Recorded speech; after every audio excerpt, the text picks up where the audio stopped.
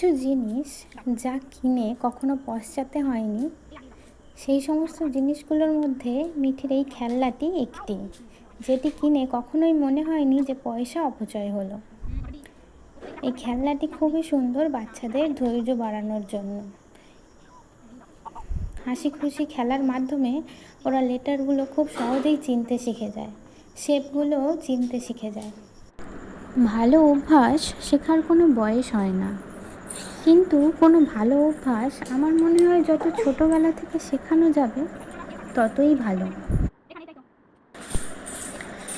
যেমন এই ধরনের খেলনাগুলি থেকে বাচ্চাদের ধৈর্য ক্ষমতা বৃদ্ধি পায়, পর্যবেক্ষণ ক্ষমতা বৃদ্ধি পায়, তারা এক জিনিসের সাথে অন্য জিনিসের তুলনা করতে পারে, রং চিনতে পারে, বিভিন্ন আকার আকৃতি সম্পর্কে ধারণা জন্মায়। ছোট বয়স থেকেই এই খেলনাগুলি বাচ্চাদের জন্য খুবই উপকারী।